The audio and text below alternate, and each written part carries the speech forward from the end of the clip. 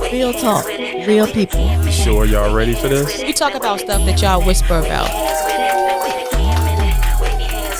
Tune in, turn it up, sit back and vibe. Like, subscribe, haha, that's right, they live. Wait again a minute, they gon' blow your mind. And when the show over, you can press rewind. Wait again a minute, wave your hands with it.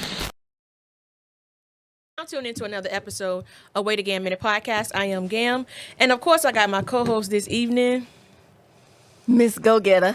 You said this evening. I Why thought you were did you going to wait? say something else. Because I thought you was about to say something else. That's why I was like, okay.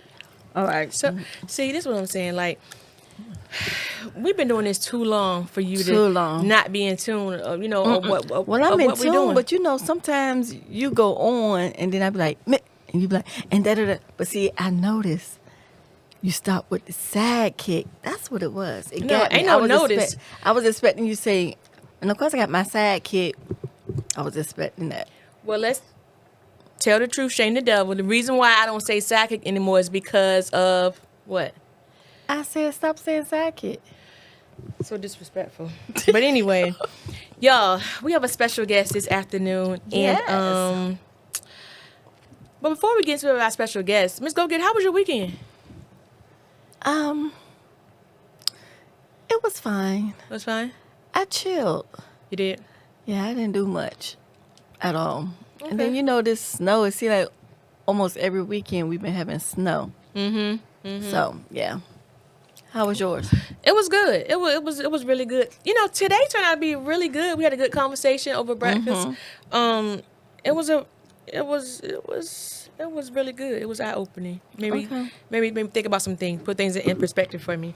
Yeah. But anyway, I'm glad you had a good weekend. I'm glad I had a good weekend. But we have a special guest this afternoon, and he goes by Devin Wink. I don't know.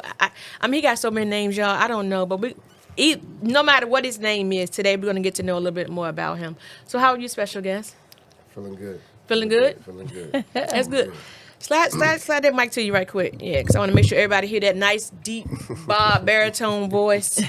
I'm feeling good. I'm here. You hear? Yes, I am. That's good. So introduce yourself to our viewers and listeners of Wait Again Minute Podcast. All right, everybody, I'm Devin. Devin Wells. I go by Wink from Suffolk, downtown Suffolk. Grew up in Churchland, uptown. What else? I mean, I'm from the land. I'm from the Southland. I'm from the land. I know that's right. Downtown. Yes. Where at downtown? I grew up in Oakdale out there. Okay. I grew up in Oakdale, but I'm from all around Suffolk, all around Saratoga, Hollywood. I'm from all of it. Oh, okay. All things Oh, Suffolk. right. So basically, you just claim all of it. All of it. Oh, okay. All of it. Suffolk Nothing's is wrong Suffolk. with that. Suffolk is Suffolk. It Yes. is that. It is that, though, for real. It's like, it's just Suffolk. So you all things Suffolk. Like, we get it. We get it. I know she said Saratoga, though.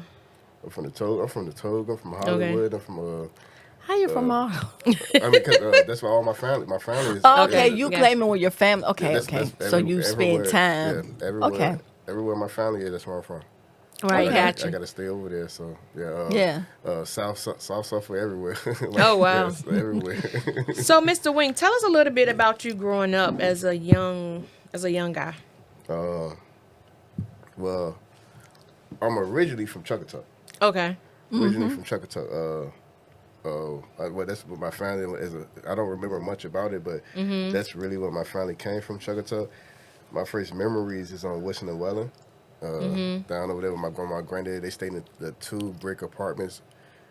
I think it used to be schools back in the day, but they stayed. They stayed A.J. over there. Brown. Yeah, that's why I grew up. I grew up. Oh, over wow, there. okay. Yeah, I grew up there with my grandma, my granddad, and Michael Wells. Oh, I can't say no name. My bad. I apologize. Oh, you good? You good? But that's why I grew up at there and with my grandma, Big Baby, Oakdale, both sides. Hold on, big baby, your grandma. Yes. Shut the daggone door. I did not know that. Yes, it is. Yes, it is. I know you told me yesterday who your father was, and I was like, okay, I really don't know him, but I heard the name before. Like I was telling my co-host too, but I did not know that lady be at every funeral. So I'm from down there. I'm from Suffolk. I'm from Suffolk. When I turned 7, we ended up moving to Churchland, uptown, Okay. and that's when everything just went. I came from the country and went to the city a little bit. And, You said to the city. I mean, that's how it was to me. I felt, Right. it was a little bit more city, but like good. I mean, at that moment, it was still good. Everything was good. It just when I came, it could have been both ways. Being in Suffolk could have put me in a. I used to look at it like leaving Suffolk was a good thing because I could have been put in a bad position, but going to Portsmouth was still the same way. Right. Still the same way. So. Wow.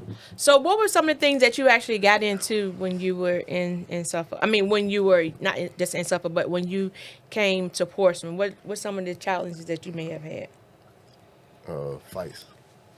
As a kid, a lot of fights. A lot of fights. Coming from where I was at in Suffolk and then coming out there, a lot of people looked at you different. Right. And they just thought, country, you country. You from the country, you country. Right. And I definitely was. And I ain't had no problem with really showing them, but a lot of fights. We got down a lot, almost every day, really. In Portsmouth. Yeah, in Portsmouth. Got down a lot in Portsmouth. I liked it, though. As a kid. Right. Not knowing now, me knowing now, could have been different, but as a kid, yeah, I loved it. Oh, so you was fine with the fight? I ain't got no problem with it. Like, okay. I grew up in Suffolk around my uncles. You know my uncles. I grew up. Yeah. I grew up with them guys, and I was basically like a little wrestling dummy when I was little. So Yeah. I had no problems showing off and getting down. I had no problems at all. Suffolk is different from Portsmouth, though. Yeah, it is. A lot of people don't understand that. It's a lot of difference. It's a big difference. And it's the biggest city, right? I think Right, that's far the as- biggest yeah, city. far as- Yeah. Suffolk is. So As far as land. you get lost out there. Oh, definitely. You A get lot of lost. people got lost out there. You get lost And out there. ass still ain't found. Ain't not at all. At all. Right. So okay, so I know you said you was a fighter, you grew up, the way that you grew up or whatever. But what were some of the things that you actually got into once you got here and you realized, hey, basically coming from Suffolk to Portsmouth, it was like bright lights, big city, right? Mm-hmm. So what were some of the things you actually got into? I know you said you was fighting. So all you did was fight? Like, who was Devin or Wink as a teenager? Well, as a kid, I always been family oriented. I had my little brother and my sister. Besides this, my mom. My mom got 2 younger kids, so I was always. I was the oldest. I had to make sure they was good. And on my dad's side, I had oldest, but they was in Suffolk. I was in Portsmouth, so they who I was with every day, and I always looked over them. But at the same time, back then that's when nowadays I don't even want my kids to go outside at all by themselves. But back then we was able to be outside. Right, we were. We would like come in before the street lights here and there, and I was around a lot of guys that was my age, and then there was a lot of other guys that was a little older than me, and I got involved with them probably at a young age. I mean, it wasn't serious at first. At first, like neighborhood fights. I was from Brandon Square, Churchland. That's where I was where I moved at, and so we ended up having like a little clique. It started off as a clique, but then it got more serious than that. And I started taking it serious just like the older guys did, and I was really running with them. Right. I was running with them. So. Wow. Yeah, I was getting down with them boys. It's way more than that, but I got down with them boys. Churchland, they used to look at Churchland as like uptown, not a part of Portsmouth. Okay. And so when I was around that time, we'll go to Churchland and you go to schools. I got Hunt Map. Hunt Map was like a school in downtown, like a alternative school or something Right. like that. Like, and then Right. you mess around, you go there, you in trouble. And then you in trouble. And you go there doing summer school. Especially if you from uptown, you in church, you got to fight. Really? Yeah. I didn't know that. So Portsmouth, so the downtown part of Portsmouth didn't really accept or recognize the Churchland part of Portsmouth? No. If you have Churchland and Northland football games back in the day, y'all fighting instantly. So basically, Churchland was the suburbs. Yeah. Or- It was the suburbs. They looked at us as Churchland Uptown. as uptown. You're not part of Portsmouth. That's how it was. And it got serious a lot of times. It got really, really serious. Wow. Really serious. Really I think it serious. might That's be good. like that now, though. I heard that there was beef like that now, so it must still go on. I'm sure it probably does though. It was worse back It's in the probably day. more intense. It was worse back in. No, I don't think it's Oh, more for intense real? than how it was when we was in there. Yeah, are you serious? No, when we was in there, we didn't care. Like we took it real serious. These boys now, they probably do a little something, but when we was out there, nah. I remember getting them boys done hopped on me plenty of times, like, and I done hopped on them too. But Right. it was way more serious because we had older people that they don't have no structure now. Okay, It's no structure how it is now. Back then Right. there was structure. It There don't was have structure. No structure. Yeah, it's no more structure now. It was still the same beat, but just more structure. Yeah, more structure. Hey, don't go over there and do this. Do it over there. Now they'll do it anywhere. Oh yeah, definitely, Right, right, definitely. right. And then too, like with these kids now, like they ain't gonna straight fight. Like you may have a couple of them who are good with their hands, but most of them want to do, they want to use the pium. It's embarrassment. It is. Once you get in, and I got, my bad cutting you off, but I got to that point as I got older. The fighting was no problem, but as I got older and started to really, it got serious down the line. I got into that too. Okay, you got into the pium. Okay. Yeah, I got, Gotcha. but it's not cool. It's not. I'm not approving any of that at all. It's just our mindsets. As you young, you don't understand how easy it is. I remember having a friend getting shot. He got shot in his hand. They blew his knuckle out of his hand out because it was. Blew the what? They blew his knuckle out of his hand. Wow. And this is after a neighborhood fight. And they blew his knuckle out. And I remember one of my homeboys, which is still out there to this day. He told me, he said, "Hey man, you were it's stupid. It's stupid to think about it, but he said, we could go kill this dude right now and get 25 years." And me being young, I was young then. I'm like, dang, 25 years ain't nothing. We could go kill him. But as I sit here and I think, like, as I got older and I thought about it, I said, man, that's my life. Yeah, that's right. That's how you, like, that's why I'm really involved with my kids nowadays because they don't understand the do's and don'ts. Man, I sat there and my people was involved with me 100%, but it just, but my mom was, with my dad too, but I was staying with my mom. Okay. So when I go to my dad's house, he on point with everything. But when I was with my mom was on point too, but once I step out that house, she don't know what's going on. And I was, Right. living a different life out there outside. I was outside. Right. So now you were outside and you were living a different life from what your mom knew. At what point? Because I understand you said that you got locked up. What did you get locked up for, and how long were you locked up? Something. I got an uncle named Mike. Mike Wells. He cut hair. And something. Like I said, I know Mike. Yeah, that's my man there. I still do. I look at my aunt like my dad too. I grew up around him and watched everything and wanted to be just like him. And I remember one day I was working, and while I was working, I get a phone call. Somebody tell me that he had got somebody ran into his barbershop and hit him with a sawed off something. Did a whole bunch of crazy stuff. Did a whole bunch of crazy stuff to him. And I left from where I was at. I left from Portsmouth and rode down there to Suffolk. And I seen him in the hospital. When I seen him in the hospital, I couldn't hold nothing. I mean, like I said, I looked at him I still do. I look at him like a father figure. So I remember meeting up with a whole bunch of family, and everybody was like, "Man, don't do nothing." And I took it upon myself to find out who did it. Find out who did it. Situations where I found out who did it. I did something before that don't. I mean, they ain't really. Didn't get you in right. Yeah, ain't that happen. I did because it was a couple of people that did it. So, like I said, I'm speaking. I don't care. I did something before. During that situation, I caught one of them. Everything was good, but I was young. And then I ended up I found out where the other boy was at. It's nothing to praise about. It's just I think about it now. It's like it made me who I am. I'm happy about all the situations I went through because if I didn't, I wouldn't be the person I am right now. Right. That's right. And I'm glad I went through it. But I found that second person. Supposed to been a little fight. I wanted to get up on him, and things changed, and he ended up getting hit, whatever. And had to go sit down for a little bit. Yeah, you go sit in the classroom. How long did you have to sit down for? They gave me 18 months, so almost about 2 years, about 2 years. But I had the first offender, something like the first offenders, and I had a good lawyer. I had a good one. Had a good one. Sat down for a little bit, did what I was supposed to do, and was able to step up out of there. Yeah. Mm-hmm. It could have been worse. It could have Yeah. been. Could have been way worse. Could have been way, way worse. A lot of people, a lot of other situations be worse, but I was Right. able to really step up out of there. So while you was in there, did you have time to recap what took place that land you in there? Or did you not think about it at all? Now, I thought about it before, like what a lot of people go in and they come out the same. Right. When I went in there, I was young. My mindset wasn't really trying to make it better. It was to make sure, like, to protect yourself and make sure you're good. When I went inside there, I got in plenty of fights, a lot of fights.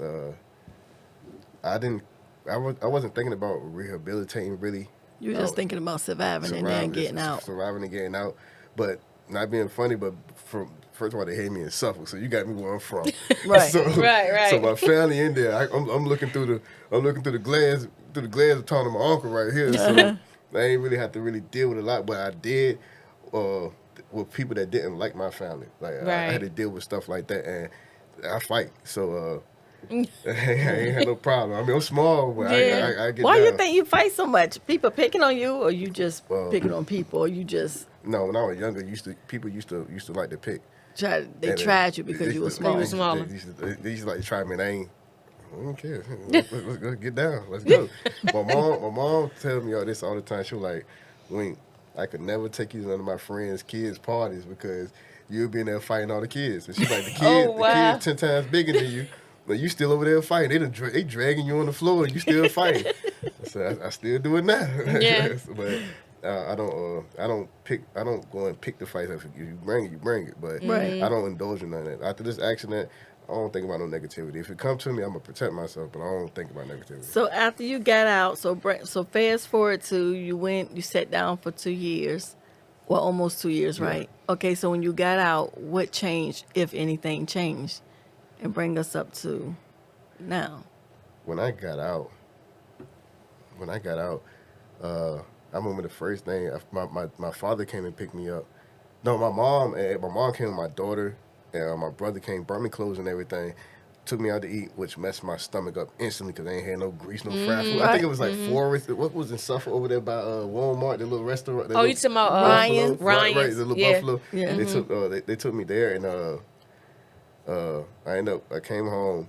And I sat for a little bit. I wasn't able to make any money. And I remember my uncle Mike told me one day, I used to always talk to him. I'd be like, man, I look at it now, it's hate really, because I was like, man, everybody doing this, I ain't doing that. Like, everybody getting money, everybody riding around like this. He was like, man, ain't your time yet. Sit down and wait, your time will come. And I used to always really push it, like, I don't have this, I don't have that. And I get to my stepfather. My stepfather really pushed me to the point. No, let me go back. I ran into a lot of situations where my past had kind of ran up on me. As far as like when I got in trouble, getting locked up, people ran up on me and wanted to try me. And I told them, I was like, man, I'm not with any of that no more. But if you want to take it there, I would take it there. Right. If you want to do that, I'll do it. But I'm not involved with. I was still jumping, dipping, dabbing, but once I really got my mindset right, I got right. My stepfather ended up telling me, hey, man, you need to get a job, because I was doing fast food. And I ain't gonna lie, I was doing a little robbing, trying to take people's stuff, but I didn't understand. I was trying to keep up and trying to get money. Right. Yeah, so. Wow. So you were doing, so you say you were doing fast food. Yeah. And you was still trying to get. Still trying. Wow. Okay, so at what point did you say, you know what, I gotta do something different? My stepfather. I can't say his name. Yeah, you can say his name. 𝐸 Scott. My stepfather. He, me and one of my homeboys was sitting in the front yard one day, and he came outside. He was like, man, hey, look, that fast food ain't really working for you. What you gonna do? You need to. My mom told me back in the day. She said when I got in trouble when I was little, she said you got two options. He said you keep getting in trouble, you can either be at Smithfield Packing or you can be at the shipyard. Wow. Smithfield Packing and Shipyard. And I did Smithfield Packing when I came home, man. Right. That was like a club, like a club and a game, like gangland. I only Really? that Smithfield Packing was bad. It was bad when I was there. But my stepfather told me, it's either or, man. Like you need to find. He never. I love D. He ain't never threatened to kick me out. No, he just was showing me what to do. As a man, yeah. As a man, and he was getting money. He was like, hey, that's what you need to do. And I ended up going to TCC. I went to TCC for welding. I went for welding, and I did that for like, I think almost a year and a half. And I ended up getting a fire wash job, making $7.25. I'm 22, 23. That ain't nothing. That ain't nothing. Yeah. But making $7.25, I did that for about 2 months. And the guys hired me on permanent and double my pay. Double my pay, hired me on permanent. I've been doing the same, well, not fire wash, but I've been doing the same industry ever since then. Ever since I came out. It's pushing 14, 15 years now. I've been pushing it. And, that's good. Yeah. So why do you think, like, let me flip it a little bit. Why do you think some of the kids do the things that they do? Like, they come from a good foundation and they just seem like they just want to get out in the street. They just got to get out, you know, they got to do something different from what they're being taught inside the house. I think that's an environment thing. Because you can have the best parents. Your parents can teach you and tell you everything. As far as like same with me, but once you get outside that could happen, and then the kids could be not having a certain clothes or certain fashion. Kids like to joke and play you, and like certain kids will gravitate to negativity with that. Like I could tell my son every day, man, don't worry about what these kids talking about, man. You smart, you good. He go to school the next day, the kids in here joking them, girls joking them. He gonna want to fight because we could tell him anything. So I think the environment really, and then I don't do social media. But social media is a big part of it. These kids out here want to be King Von, not no disrespect or anything, but they want to be online. They looking at this, then the third. They hearing certain things and they think that's cool. Right. Kids nowadays are different from what we were back in the day. I think the environment, and if you in the wrong place, like if you were around a whole bunch of rich people, good people, you're gonna be rich. You around a whole bunch of poor people, you're gonna be poor. It's certain like I agree with that. You're gonna think different. Right. So I think that's really a big part of your environment, the people you're around. I think that is. So with that being said, being that you have boys and daughters or whatever, how do you do you think that, it's a two-part question, do you think that they have some of your characteristics as far as fighting and stuff like that? And if so, how do you handle that? I have 5. I have a 16, 15, 11, 10, and a 4 about to be 5. My oldest baby, she has my relaxed, chill side. Like each one of them have a different trait. My youngest got them all. Oh, really? My 4-year-old, my baby, she have them all. But my boys, they'll fight too, but they not as serious how I was with it. And the way that I react to my kids, it's different. I don't. I like my kids to talk to me. If something's going on, like I was always told as a kid, don't do this, don't do this, don't do this. Like don't stop, kill it out. Like don't do it. With me, I'm trying to why. Like, why do you want to do this? Like, why are you doing this? Like, right. Oh, okay, so you're trying to do it different than how you was raised. Like I said, now my like the situation that happened to me recently. I posted before then. I posted got my oldest with me. Supposed to come stay with me. Since I went through this, everything happened for a reason. Because if I didn't go through this, I'll probably be on the road somewhere in another state working while my daughter went through this and be at home going through her stuff. But now, since I went through this, my daughter stay with me now. So now that she stay with me, it's like I'm like I see everything, which is it's good. Like, I love it. And me and her have talks. And I better understand it. I ask her questions. She tell me why she do this. She tell me why she like stuff like this. And I can't say, no, don't do this, don't do that, because the more you tell them no, the more they're going to do it. Right, That's exactly. absolutely true. But there's nothing wrong with asking the question, too, on why they choose to do something. And then when you ask the question why, it kind of gives them the feeling of, okay, let me give you this answer on why. Like they are telling you why they want to do it. Not necessarily saying that they can't do it, but it's also giving them the second to think about, well, why are you doing it? You know what I'm saying? So you're saying, no, don't do it, or you shouldn't do it. when you ask them the question why, they got to take the time to give you the answer, so they got to think about it. By the time they finish thinking about it, it's like, oh, well, yeah, why am I doing this? Right. I'd rather you. It don't make sense, and then when they come, then some kids will be slick. They'll come up with some crazy thing. You be like, now say that again, and that sound right to you? I tell mine, I say, I was your age before, right? Right. I was there, so right. Come again. Like, what's the reason? So, right. No, I'd rather my kids be just understand. I'm not gonna tell you to do. I'm not gonna tell you what not to do. I'm gonna tell you how to do it. Instead of, if you want to do this, this is a better way to do it. Right. Understand what you're doing. You don't understand. You don't know. Now, I done been your age. I'm old now. And but you see how that changed for you now. You was just saying when you was a teenager, you was like wild and doing whatever. Now you see how you quickly became your mama and daddy. You know what I'm saying? You see how quick you just became your mama and daddy. Now you doing the same thing that they was doing with you, and you was like, you don't know what you're talking about. You just said, yeah, because when I was with my mama, she did da-da-da, but when I left out that house, I had a whole different life going on. A whole different lifestyle. Now here you are doing the same exact thing around the same age she was when she was telling you. I love it. And it's just crazy how quick we grow, and we don't even realize we were growing until we already grown. Right. And it's like, dang, I didn't even think I would even say that. And so you said, no, go on out there and whip, you know what I'm saying? Because that's what you was doing. Yeah. Yeah, so is there a reason why you have your daughter now, your 16-year-old? Yeah, so Suffolk is small. Suffolk is small. Well, it's big. Suffolk's big, but small. But downtown Suffolk is small. And so my daughter got into a little situation.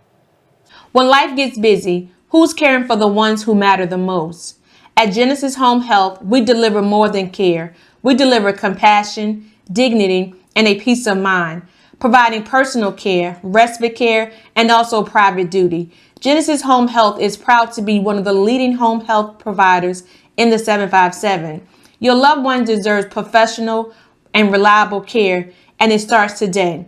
Call Genesis Home Health right now at 757-606-0154. Again, that number is 757-606-0154. Genesis Home Health, where your family becomes our family. And mention Wait a Gam Minute podcast. She got into a little situation out there, teenagers to do, and it been that for a little while now. Okay. So like I said before, I went to travel for work before I went to Seattle to go to work. The plan was for her to move with me anyway, but I ended up going to Seattle for about 8 months, and I was up there working. And like I said, this accident right here was like, I'm at the house every day now. I'm on this building now, so it's like, all right, let me start playing. Go get my baby. I got to transfer. They did that myself. Got to transfer when they got the paperwork, and my baby with me now. Okay. So she was having a hard time where she was with school and friends and other kids and everything. Yeah. Friends, school, honor roll, straight A. Friends. Oh. Yeah. So it was like the peer pressure and stuff dealing with the other kids. Yeah. Oh yeah. Well, that was good. It's good, but then it's like, all right, now my baby over here in the whole new, like the same way I came when I came when I came from Suffolk. Now I'm out here now. I'm like, and I think about I'm like, so you thinking about if she out here having to fight for it too because they calling the country like they used to do.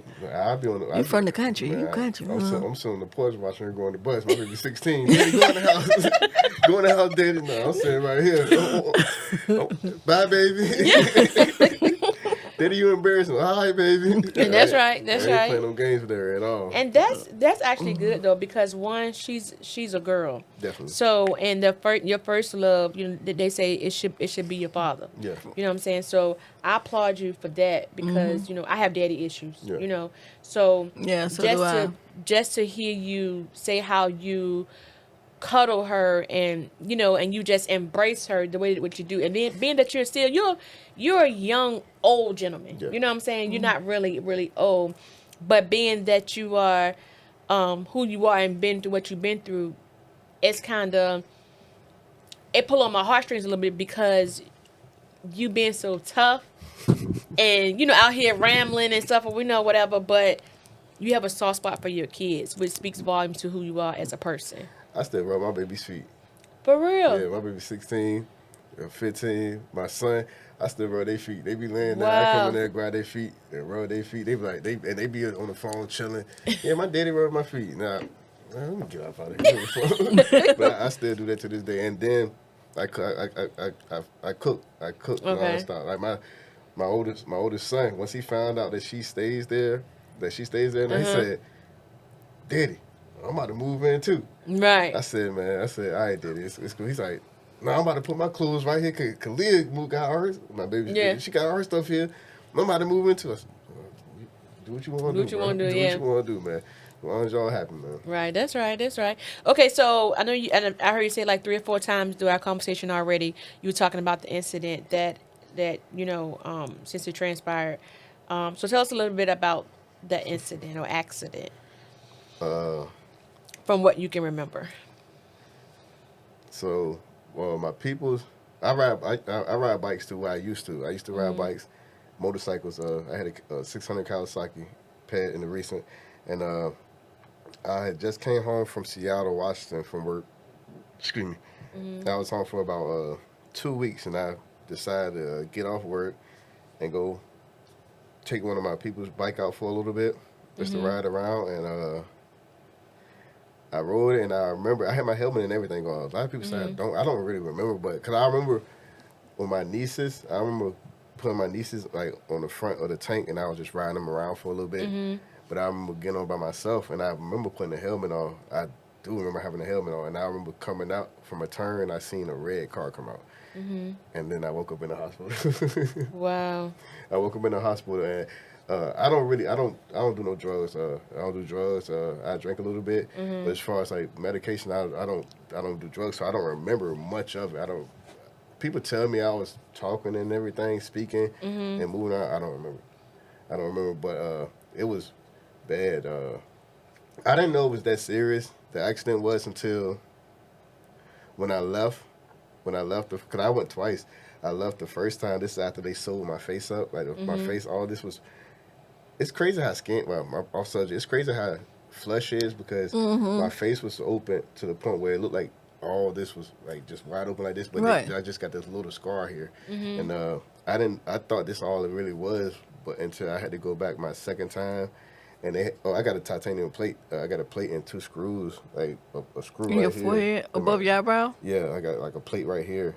They had to open like my top up. They had to open all that up. The top of your head? They had to open it up and Peel it back. peel it back, and I had some bones, some fractured bones, whatever, poking into my sinuses, and all this was broke too. Everything around that's Your eyebrow bone? I keep the shades on.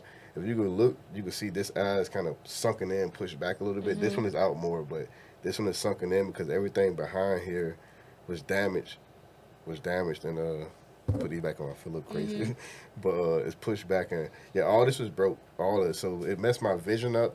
Like if I'm looking at you right now, and I turn like first it was all the way over here. I had to go like this. Now I see a double, but So your peripheral is kind of off? it was at first until down the line. So it's gradually coming back? No, it got worse. Oh, it Yeah. got worse. It got worse. Okay. Like I could turn. Like, at first it was all the way over here, but now it's here. I see double of you now. Okay. Like, Wow. I see double, and that's because all this broke around besides the bottom. And when I went to get it checked out, they told me I would have to get another plate down here. To Why be is able that? To be able to line it back up. Oh, the line your eye. Okay. Line my eye back up, or they could do work on my muscles on my eye.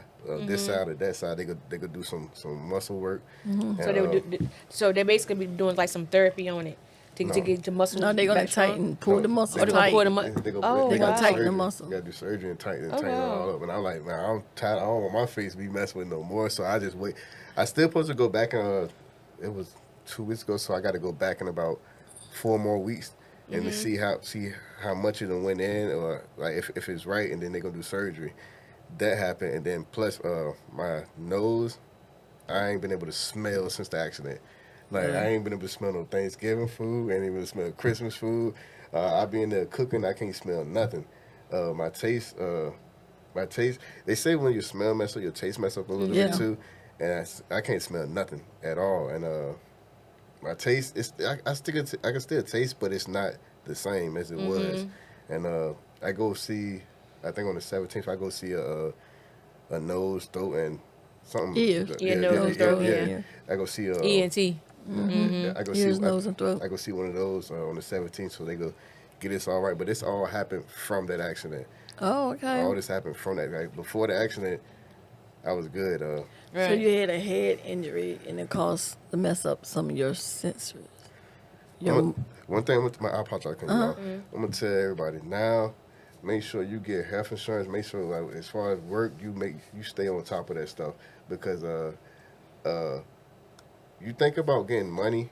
You always think, well, when you get a check, you see what's deducted from your check. So with me, thank God I put my stuff in, but in the past I always overlooked it. I always like, no, I need every dollar I can get. I need every dollar I can get. This right here, all this stuff saved me, because if I seen the percentage on how much this everything cost for me, and it was $72,000 for them to just to correct me, get me back right. And if I didn't have all my stuff right, I would have had to do that. I would have had to do something to get it right. Right. That's how, like, make sure you stay on top of that. Really, that's adult thing. You make sure you Right. You're on top of that. So, and you actually had this this accident happened when November what? 8th. November 8th. And so what, you were riding the motorcycle, and then you, from what you've been told, you riding and then somebody cut you off, or you really don't even know what happened? Last thing I remember is seeing a car come out. I remember seeing a car. I seen the car when I came off a road and I was about to make a turn. I seen the car just coming through, and that's the last thing I remember. But my mom has videos of a lady showing, like, as far as like the tire marks and stuff, like different stuff here and there. And I think only thing I can think of is when you're on a bike, it's a throttle. So I think when I was hit, I might have hit the throttle at the same time. Like, contact hit me like accidentally, and the shot was found like up on a car or something like that. So Wow. and then they never really found the person, which I don't care about none of that. I'm just glad to be here. Right. Glad to be here. So how does that make you feel, though, when you hear what happened to you, being that you don't remember, but you hear what's supposed to have happened, and you see the aftermath of what happened to you? Like, what is your mindset on that?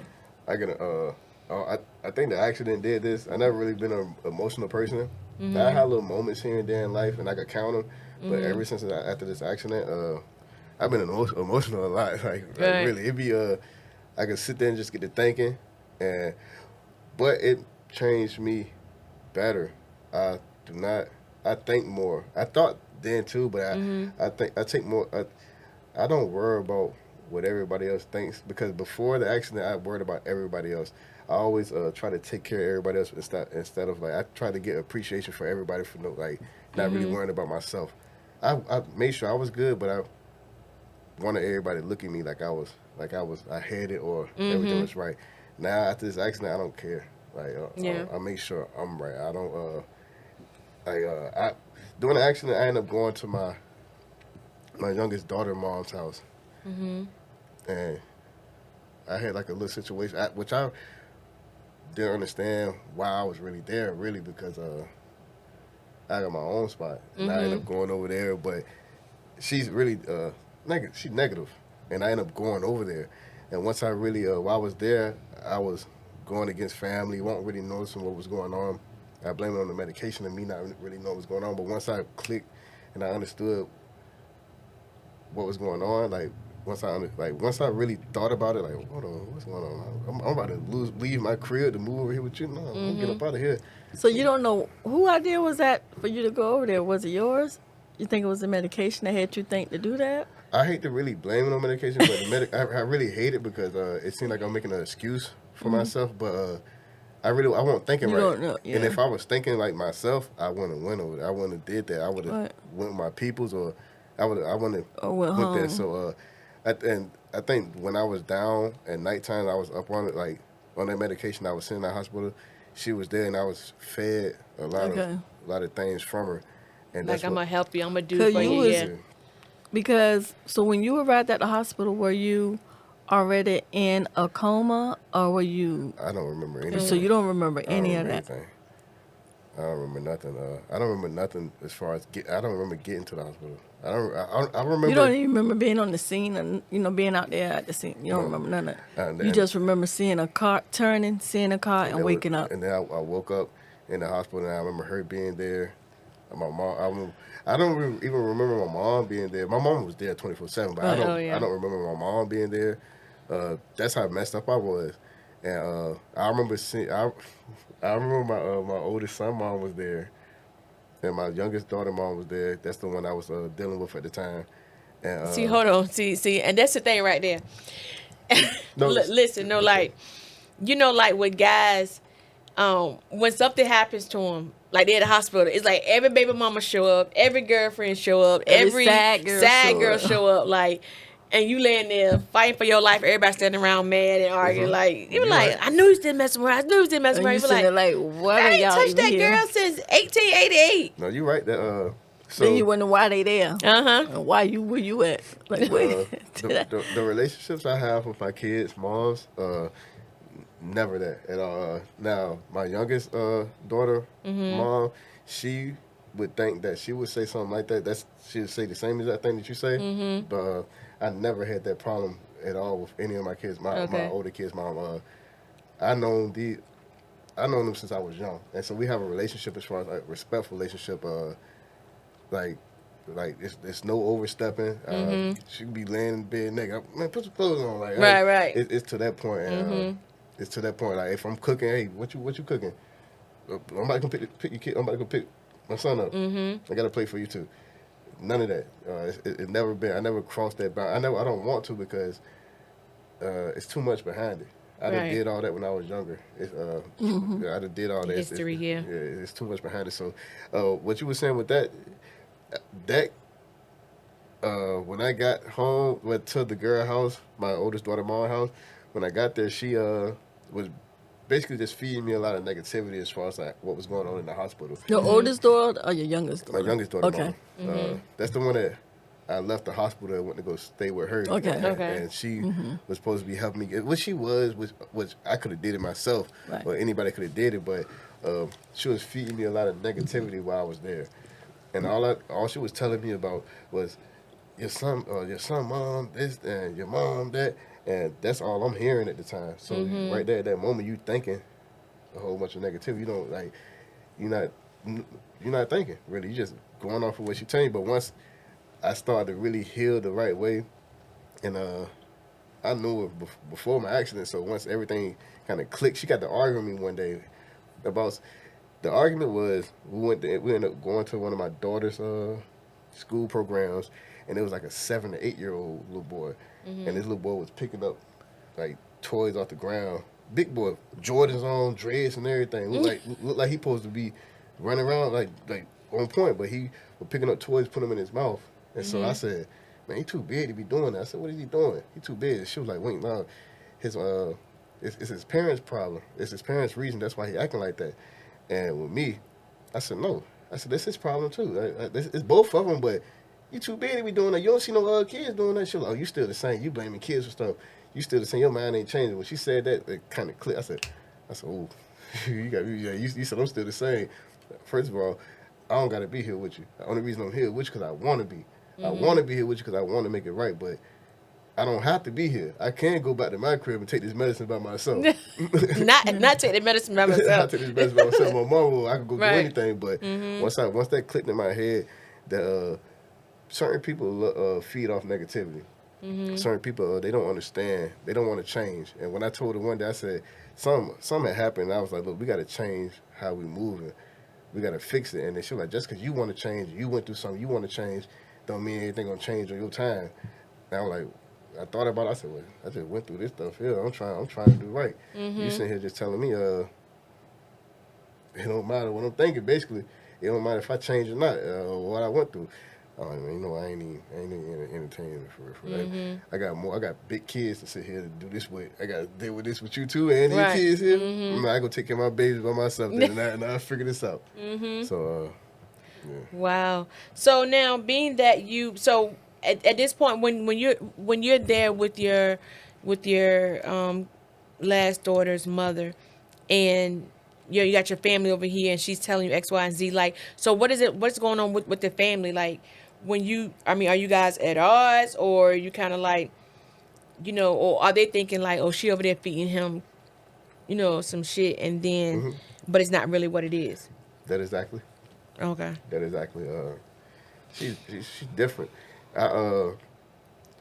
She grew up in a negative way. That's what really made me really stay with her for a little while, because I felt like You're trying to fix I her. want to fix you. I understand what you're going through. We can do this together. And I said that before I left. The day I left her house, I said that. I said you messed up. I said we all messed up. I said, but I want to correct this. It's a chance we can fix it. She said, I ain't messed up like you. She told me that right here in the guy. She said, I'm not messed up like you. He said, Messed up how like you? I don't know. Oh. That's what made. I said, it's all right. And like I said, I wasn't driving at the time, so I ended up ordering me a little ride. I said, man, I'm going back to my crib, man. I'm getting up out of here. He said ordering you a little Ordered me a little ride. So she's basically, when you're at one of the lowest points of your life. She was feeling it in his face. Yeah. Basically. That's what I was about to say too. Like, what? Yeah. Yeah.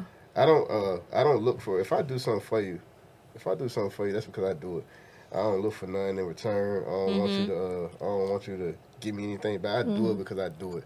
If I got 100,000 on me and I give you 20, 30, that's because I give it to you. Right. I don't like. That's because I get to you. I ain't gonna come back. I gave you this money and you got the crazy this, that, third. That ain't how I speak. Yeah. Now if you mess up, I'm gonna leave. Yeah. But I ain't gonna come back. I did this. I did. No, Throw it in your face. Yeah. I don't throw nothing in my face. And that she was recently contacted me saying something. One thing I do, I make sure my kids is good. Yeah. You could go through what you going through. But as long as my kid's good, I don't care what you go through. But she asked me something, saying she need help with something. I said, well, bring my daughter here. Like this is just like if somebody stands somewhere and you got to pay rent somewhere, and you can't pay rent, bring my child here. You figure it out on your own, but I'm gonna figure it out for my son, or my daughter. I'm gonna figure that out, but you figure out for you. Figure out what you gotta do. I'm gonna bring my baby over here. You do what you gotta do. You hungry? If I got bring my baby over here, I feed her. Right. Go ahead and figure out for yourself. But that is a help, because the only thing they have to do is figure out what they're gonna eat. So if they have enough for a nugget meal, hey, I got her. You go ahead on and you pay for your nugget meal. That's how I carry it now. I mean, I've been carrying it like that, but I'm more serious with it now. So do you feel like after your accident, and I know you said you used to always think about things, now you think about it a little more. So do you look at life differently now after your accident? It's more serious? I don't take before this accident, somebody had did something dirty to me, or a guy did something as far as like money wise, work wise. And before the accident, I really wanted to get up with him. I wanted to do something to him. And then after my accident, one of my friends asked me like, hey man, do you still feel that same way? And I thought about it. My mom asked me too. I said, man, if I see him now, nod my head, keep it moving. I don't just that too. And friends and people, arguments and negativity, it's too much energy. It's too much energy. It is a lot of energy. You put a lot of, I got grades. I ain't trying to get no more. I got grades. I ain't trying to get no more. I look at life different. I feel different. It's hard to really explain it. You feel like a new person? I feel like a new person. Before this accident, when I used to be at work, I was a supervisor, and I had a problem. My homeboy, Troy Tucker, my homeboy, used to always come and tell me, hey man, run a job, stop going down there talking to them, being cordial with the workers. They work up under you. And I go down there and I tell them to do their work, but I always be down there just congregating with them. Now, I don't know, man, y'all ain't friends. Y'all really not my friends, really. Yeah. Now, so when I get back to work, it's about work. Let's get this done. Let's get this job done. ain't about to sit and hold no conversation with you. Like that's how it used to be. I look at it now like nobody's they not my friend. They are employees. Mm-hmm. We work together. Yeah, do a job. Yeah, to get the job done. Mm-hmm. So, it's ironic that you don't know a lot about the accident. It's ironic, but it's a good thing to me. I don't know, like for you, but for me listening to you, because it was so much trauma and so much happened in that short, span of time, that I think it was blocked from the beginning so that you won't see, that you won't think about what happened, and you can only rebirth as a new person, basically. Absolutely. You took the words right out of my mouth. Absolutely. Someone else said the same thing that you just said. That was like you probably shouldn't really remember. Mm-hmm. Like, I don't think you want to remember what happened, and I think so too. That situation was I almost lost my life. Yeah. Almost lost my life, and I didn't know how serious. Like I said, I didn't know how really serious it was until I went to the doctor and they showed me pictures and they was like, "You healing different." Like they were like, "You was in really pretty bad shape," and I didn't understand. I'm like, I ain't gonna be that bad until I started really look at the pictures, and the doctor is what showed me the picture. Like, I said, let me take a picture of this picture right here. Right, yeah. He's the one that showed me. He was like, "Yeah, man, you're doing good," and I'm glad I don't remember it. I'm glad. So when you first, I know you said when you woke up who you saw, whatever, but as the days went on after you woke up and you was trying to remember certain things, did that bother you or, cause any anxiety? How you try, because sometimes even like now when I'm trying to think of stuff and I'm like, oh my gosh, like for example, yesterday I was looking for this bag and I know I had put the bag in one spot. I said, I know I put this bag over here. And it was starting to bother me because I really could not remember. You know what I'm saying? To the point where I was I dropped my new phone, cracked my phone, everything. Because I was so frazzled. Like, seriously, I was so frazzled. And then it was starting to bother me because of the fact I could not remember. So I'm like, oh my God, what is going on? Why can't I remember? So, and I think it was starting to, cause my anxiety to flare up because of the fact I couldn't remember. So when you realize and people telling you, oh, you had an accident, it was like this and you like this and it's like that, and the only thing you can remember is being on your bike riding and you waking up in a hospital bed, like exactly how was you feel? Do you remember how you was feeling or what was going across your mind waking up in this hospital bed but don't remember what these people talking about? I was on a lot of medication. So okay. So that kind of helped relax you some. At that point, I really couldn't. But I got one. It's probably TMI. It's probably TMI really. But I got one thing I did run into, and I was like, hold on. So I woke. I was in the shower one day. It's probably like a week or two, probably like 2 weeks after I'm out the hospital. And this is a true story. 2 weeks after I'm out the hospital. I'm in there washing up. And I'm down there cleaning. So I'm like, where my pews at? They had shaved you and everything. Man, I said, where my pews? I got hot. I said, because I'm shaving mine. I let mine grow. So I'm like, I'm looking down. I'm like, I done sprayed it out and everything. I'm like, I said, yo. What? Man, I walked out the bathroom. I went to my daughter's mom. I said, yo, my pews. Hey, yo, you cut my pews. She said, I ain't touch your pews, Wink. I said, man, they gone. And this 2 weeks, that's like, I won't thinking that long. My mind won't write that long. So 2 weeks. So this was 2 weeks after being at the hospital, and it just dawned on you, like, wait a minute, something's supposed to be there. My pews gone. Yeah. Like I don't, man, it was gone. I said, yo. I was hot. I was serious for real though. I'm sure. I was mad. My pews was gone. It was bald. I said, yo. Something ain't right. And it took me that long But to it realize. took you that long to realize because that happens probably weeks That prior. medication had me. That's Had you why I said, so like, relaxed, I you couldn't- didn't know. I bought my So hair basically, ball. when people was talking to you about what was going on when you was on that medication, they was sounding like Charlie Brown teacher. Wah, wah, wah. You like, okay. My oldest son, mom, my oldest son, mom was in that Pinky. She was in the hospital, and I do remember this because it was kind of crazy. My youngest daughter, mom was there too. My oldest son, mom was in there. And Boy, you got a lot of baby I mamas. do. I got 5. So my oldest daughter, mom, was like, she asked my son, was like, Cash, I'm about to go to the store. What you want?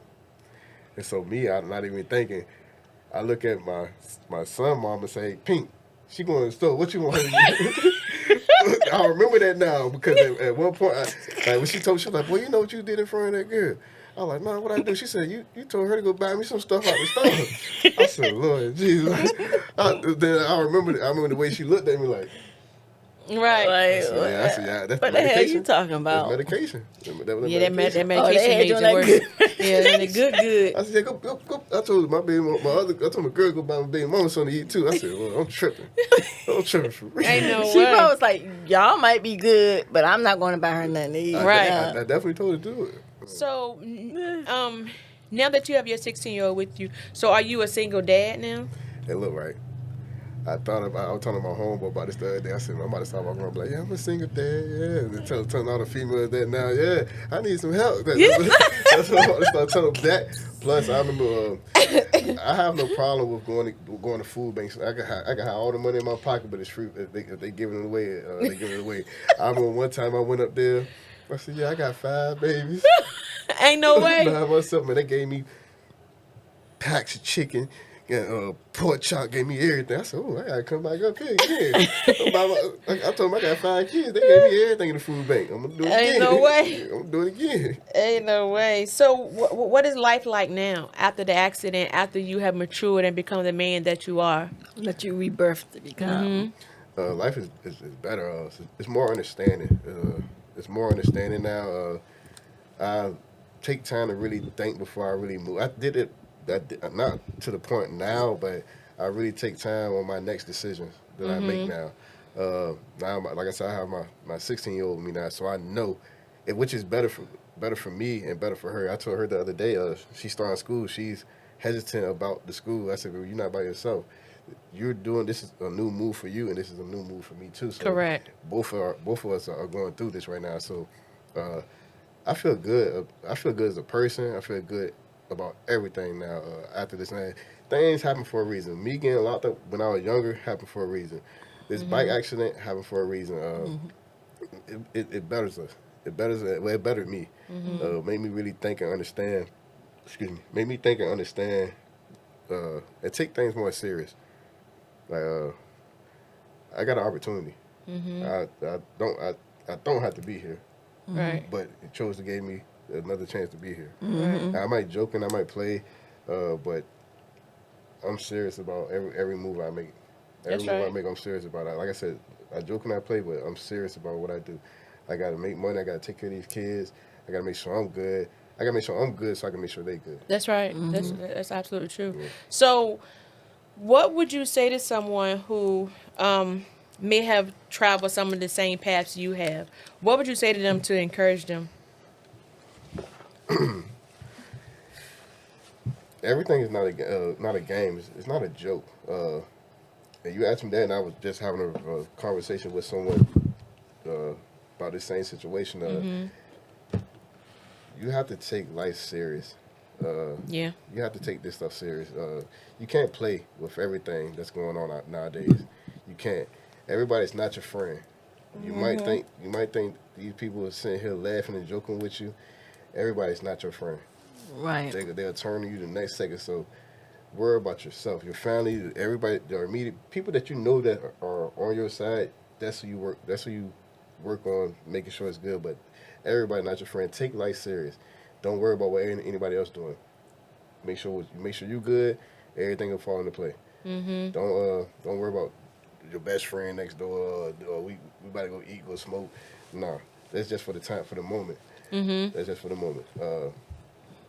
Like I said, for what I do for work, I'm in San Diego, I'm in Seattle, I'm in Jacksonville, I'm doing this and that. I meet different people, and I sit here and I watch these people. Oh, yeah, this my best friend. Man, ain't your best friend. You don't know this boy. You don't know. You ain't grow. Like, I know. I got a homeboy that I just met probably 5-6 years ago, and I trust him more than somebody I know my whole life. So, everybody's not your friend. Yeah. Take life serious. Gotcha.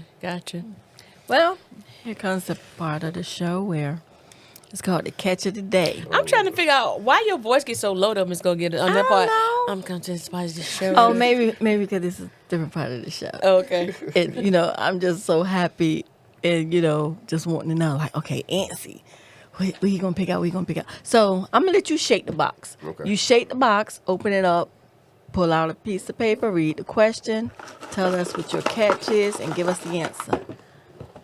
Let's get it. Let's get it. Got me one. Okay. Oh, my bad. Let's see. What's your toxic trait that you reminded as a stranger? Strength. What's your toxic trait that you reminded as a strength? Oh. Lord, What is it? Say it again. What's your toxic strength that you named as your strength? Okay, what's your toxic trait that you renamed as a strength? Yeah. But it's toxic. Oh, that's good. Yeah, let me see. Yeah, you have any toxic traits you're trying to say it's a strength of yours? I got a lot of them. Let me see. Well, I'm better He now. said he got a lot of them. I'm better now. Let me see. People tend to do that. It's a really toxic. You'll say, well, da-da-da-da, and make it like it's a strength of yours. And it's like, that's kind of toxic, girl. Let me see. Like, yeah, I'm real blunt and direct. That's kind of toxic because you're kind of mean with it. I'm direct. Well, no, actually, okay. Since after this accident, I've been more direct. I've been more direct. But as far as toxic trait, I never been direct before. But let me see, toxic. Y'all go first. Go ahead, Ms. No, Gogetta. You answer the first. question. Okay, well, a toxic trait of mine that I consider a strength, I would say that, though, it would be, well, I don't think it's toxic, but most people might think it's toxic, so. Of course you don't think it's toxic because Right, because to me, it's a strength of mine. Right. Being able to basically say what I feel like I need to say or say what I want to say. Some people take it as, toxic because, for whatever reason. But to me, I look at it to me, it is a strength. You're speaking your mind. Yeah, I'm speaking my mind. Why shouldn't I not say what I need to say, or why I need to tiptoe or dance around the bush or do cartwheels around the bush when I need to say what I need to say? Because everybody can't catch when you're trying to tiptoe around stuff or dance around it. Everybody don't catch what you're trying to say. So to eliminate and cut out the wasted time, I'm just gonna go ahead on and say it. We're gonna cut out the dance because we don't want to get tired. Yeah. I don't feel like running, and I'm just gonna say it. But some people, might say, yeah, that's kind of toxic. But other than that, I don't know another toxic. I know some more, but I can't speak on those. But No, I think so what? No, but that might not be yours. So what is a trait that you have that might come across as toxic? Like, did you consider fighting as one of your strengths, but it's really toxic? No, I don't fight no more. So. No, I'm talking about back then. Oh. When we know you rebirth now, so all this is positive. We're not talking about as a grown man. Now that you know how he instantly became his mama and daddy. Yeah. We ain't talking about that. We talking about before, when your mom was telling you to get somewhere and sit down, but you want to keep running around. Beating up people kids and stuff. Yeah, she couldn't even take you to the birthday party. You Because just she's showing scared you're out. going to beat up her friends' kids, and then they're going to put her out the party. Right, we're going to get her on out this party. She keep bringing that boy here, beating up on everybody. Yeah, they kids' fault anyway. But, Oh, yeah, that's one of his. That's one of his. It's always somebody's fault. I get it. It ain't me. I ain't doing it wrong. Yeah. Well, that probably is what it is. I mean, majority of the time it do be somebody else's fault though. But nah, I think my trait is something similar to what you said. I'm more direct with how I feel, and somebody might take it a wrong way. Like somebody was speaking recently about what they could do better at work, how they want to move, and I told them exactly what they need to do. That's because I did it before. They're like, I'm not you. I'm like, well, I know how to do it, and I think that my way is always the best way. I always think. So it could be kind of toxic. Yeah, your way or the highway. Yeah. Yeah. I mean, not my bad. Not even just they, just I done been through a lot, really. So it's like, if you've been through it and you know it, and you asking me questions, first of all, do you want me to listen, or do you want me to give you my insight on it? So tell me before you ask, before you start talking. You want me to listen, or you want my insight on it? I'm with you on that part, because I just told someone that the other day. I was like, sometimes everybody, when they are telling you something, they don't necessarily want you to give your honest opinion about it. They want you to either go along with what they're saying, and you know it's crap, and they want you to go along with it so it can make them feel better, or they just want you to just listen and don't give any opinion about it at all, and you just let them rant on about their crap. But I'm like, let me know which one you want, because I'm not going to go along with you with your crap. If it's crap, I'm going to let you know, like, goodness, well, that don't make sense. That's just a stupid, or whatever. And some people can't handle that. But what about you, Gam? What's your toxic trait that you try to pass on as strength? I don't possess any toxicity. See what I'm saying? That's a toxic trait. That's a toxic trait right there. You throw that out instantly. Right. I don't possess any toxicity at all. So I don't know. So if I make up something right now, if I tell you something right now, I'm making it up, and I don't want to see him make up anything with y'all. So you want me to tell you a toxic trait? Yeah. Okay. I'm trying to figure out how the hell you gonna tell me. Go ahead. Because sometimes a toxic trait, because you might not call it toxic because you're saying it's a strength. But go the ahead, next person, I'm about to get mad now. Go ahead. What is that's a toxic trait right there. That's a toxic trait. You don't want to listen. What is? Go ahead. Go ahead. I'm listening. I got no, we're gonna go on. That's your toxic trait right there. You don't want to listen to nothing else At all. Ain't nothing toxic about that. That's toxic. Definitely. You gotta listen. No, that's the way you learn. For you. That's toxic. That's for the way you learn, by listening. You can't learn by not listening. I told my daughter one day, her mama, I said, look, just be quiet sometimes. Just be quiet. She said, I don't gotta be quiet. You need to shut up. I said, just be quiet. Let me talk. No, all right. That's toxic. That's all right. See, that's a toxic men trait right there. That be quiet. Let me talk. Let me listen. I ain't say shut the F up. All I said was just be quiet. But to talk. you, that you didn't actually say those words. But to me, listening, you told me shut the F up. So I'm already up. And you know what I'm saying. So that might be my toxic trait. Okay. I don't listen for clarity and understanding. You listen I'm for the already answer. listening. Right. Okay. I'm listening on with a I'm comeback already. How do you?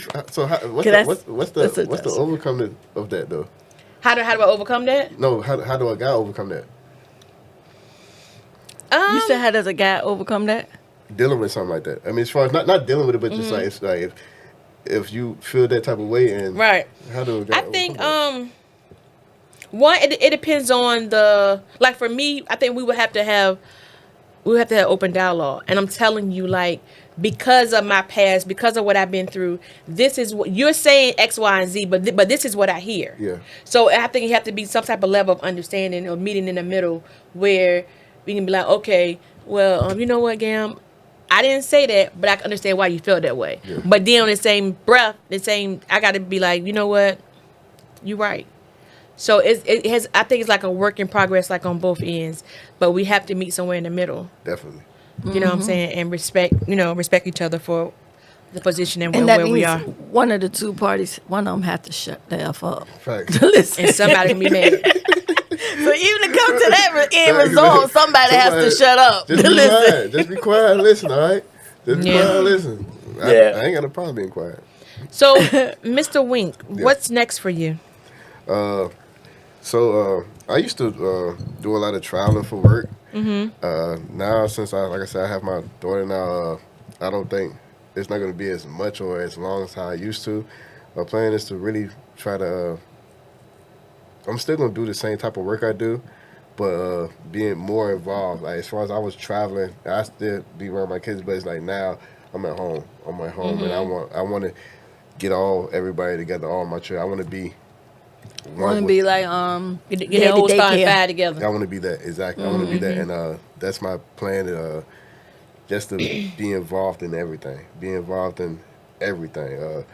My baby's 16, my oldest. I'm still pulling up to the school. Yeah, I'm coming in there at lunchtime trying to bring meals. I want to be involved in everything now. I've been wanting that, but I have the opportunity now to do that, and I want them to know, as far as me, I'm good. Daddy good. Yeah. Daddy is Daddy good.